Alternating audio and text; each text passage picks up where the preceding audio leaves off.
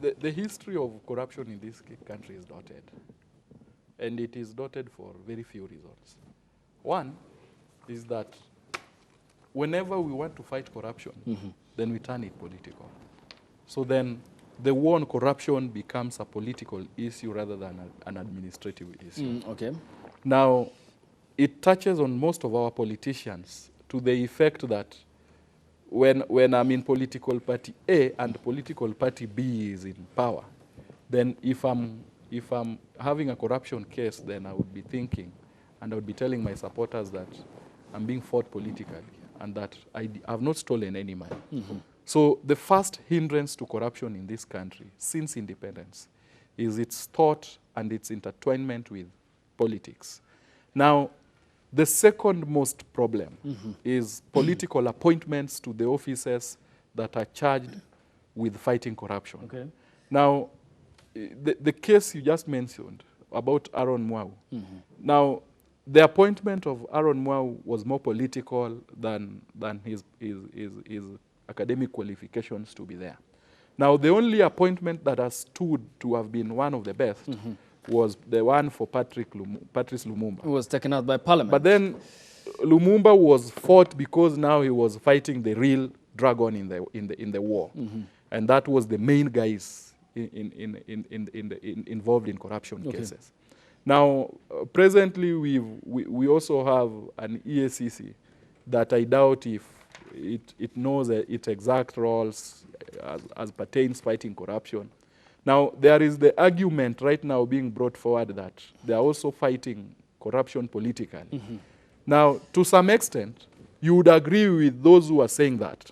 Now, to a larger extent, you will also say, we really have to fight corruption and fight it to the very end.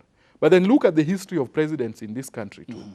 Now, Kibaki in his last term, and specifically spilling over to almost the end of this first term, there was a targeted fight on corruption in his government. And cabinet ministers, I remember, I think it's on October 6th of 2006, where 2 cabinet ministers and about 30 of their staff were held to court to answer to charges against corruption. And he was talking as if, Kibaki spoke as if he's going to fight corruption and it's going to end. Then came his second term, a legacy that he wanted to achieve. Now we have the current president trying to achieve a legacy in the fight against corruption.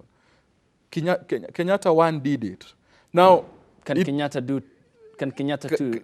That is why I think it's a political tool. Okay, so even from the onset where he said in the county of Mombasa in 2018 that it will start with me, a lifestyle audit, then my deputy who is here, then Governor Joho, and to other state officials. So was it, is that practical? Ayub, here and now, I believe that the fight against corruption in this country is very cosmetic. Okay, I'll come. You have mentioned President Mwai Kibaki, you have mentioned President Uhuru Kenyatta, and I'll be citing a World Bank report that had detailed all that transpired between 1990 and 2010. And the report is titled The State Capture of Kenya. Wakili Philip Mwangale, and that was after the High Court had said there was an illegality in the appointment of Harun Mwau as the Kenya Anti-Corruption Commission boss by President Daniel Toroitich Arap Moi in 1997. And then the Kibaki government, after 2002 elections, enacted the Anti-Corruption and Economic Crimes Act, which re-established the Kenya Anti-Corruption Commission in April 2004. You have President Kenyatta now in the midst of fighting these corruption scandals, and it continues to dot his administration. Is it a case of perhaps a hoodoo that continues to haunt successive administrations in this country? I totally agree with Victor that we have a political problem. While the whole country might rally around anti-corruption, there are people who have very deep interests, including the people that we depend on to make such declarations as that the fight against corruption should take a national outlook. And I'm talking about people at the higher echelons of government. They have very deep-seated interests, such that the fight against corruption will actually be fighting themselves. And I do not think they have the energy to cut off their hands. You've made mention to the Transparency International indices. And these indices over time just capture the perception by business people, by analysts. But the reality on the ground is very grim. And that is the picture I want to paint for Kenyans today, that where we are in terms of corruption does not even begin to hit that index by Transparency International. We are at a very bad place because, one, unlike in the past where you had a few scrupulous individuals engaging in corruption, right now our corruption is systemized. In places where we should call a bribe, we call it facilitation in our institutions. It has become that bad. You know, if you walk around town today and ask Kenyans in Nairobi town here, how many people have given a bribe to the police within the last 1 week, you'll be surprised that perhaps 8 out of 10 people have done so. But it has become so normal that inaitwa kujitoa kwa ngori. It is no longer corruption. It is no longer a vice. You know, it has become that bad. So, and I think, okay, Wakili, whilst yes. we are pinpointing and specifically focusing on the administration and the governance part, you also cite societal problem that needs to change. Yes, and I think Eric Wainaina did a wonderful song, but I think in his next project he should really apologize to Kenyans. We are not inchi ya kitu kidogo. Si, hii ni inchi ya vitu vinono.